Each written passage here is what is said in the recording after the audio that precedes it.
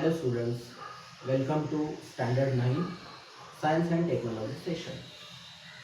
Today we are going to study about the first lesson from your syllabus, that is laws of motion.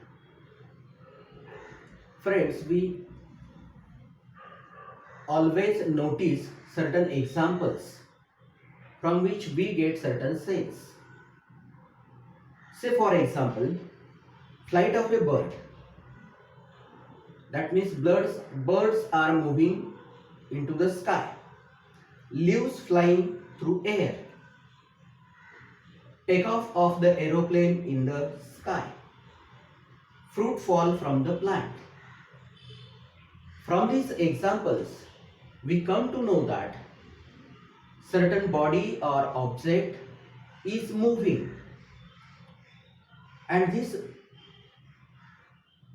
property of moving of the object from one place to the another place is said to be a motion. Another some examples like breath of air and flow of blood through the veins and arteries. There are also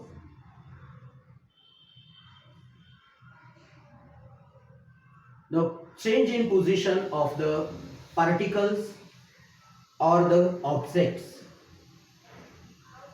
but that cannot be visualized. Still we say that these particles are in motion.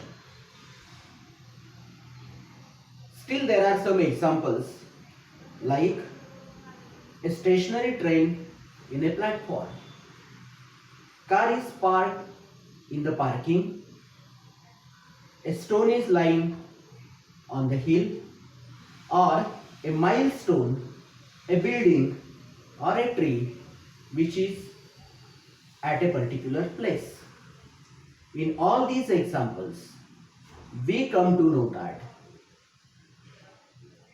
entire body or the object is not changing its place. Hence, we can say that such objects are at the rest. From the above examples, one of the phenomenon, we come to know that a body or a object is said to be in motion if it changes its position with respect to its surrounding. With respect to its surrounding, it changes the position, hence it is known as the object in motion. And those which does not changes its position is called as the object at rest. Today we have to also learn two different phenomena, of which first one is the distance and second one is the displacement. If there are two different points, A and B, if one has started from point A and reached to the point B in one of the path, another has started from the point A in the another different part and reached to the point B. Both the paths are different. The length of the path they have traveled, is known as the distance. While the minimum distance from the point A and point B, that is the shortest distance between these 2 points, that is the initial point means starting point and the finishing point, is known as the displacement. Now here we can study another example which is given in our textbook. Sheetal and Prashant has started their journey to the school, but Sheetal first went to Sangeeta's house, which is 500 meters away from her house, and then both of them has turned to the school and the distance was 1200 meter. While Prashant has started his journey and directly reached to the school and covered a distance of 1300 meter. Here Sheetal traveled a distance 500 meter plus 1200 meter means 1700 meter, but the shortest distance between their house and the school is only the 1300 meter.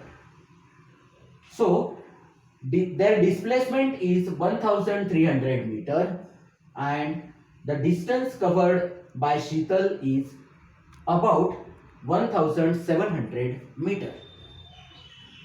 So distance is the actual path that is travelled by the object which is in motion while going from one point to the another point.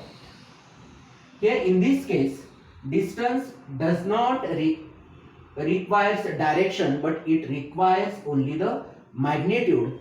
Hence it is known as scalar quantity.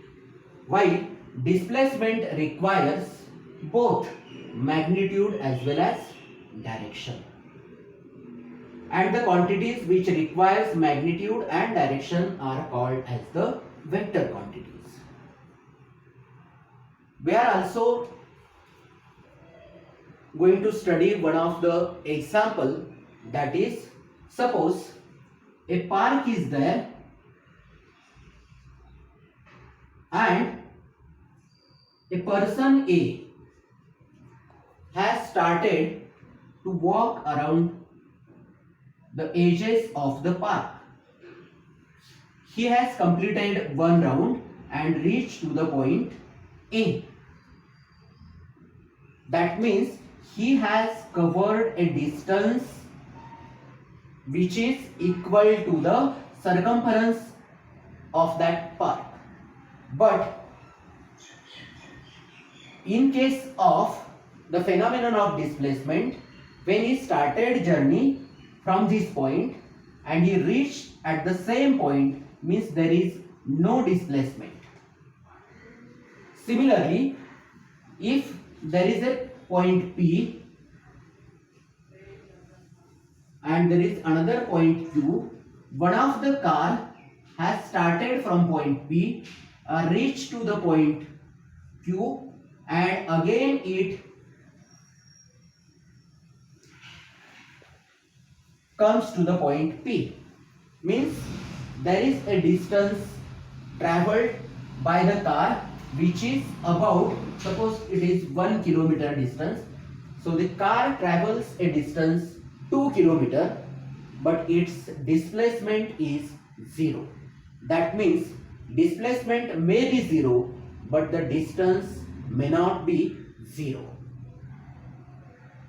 So in this case, we come to know that there are two different quantities, that is distance and displacement, and both the quantities are separate from each other.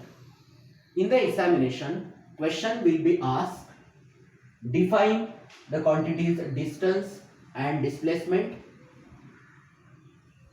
and also another one more question will be asked, distinguish between distance and displacement.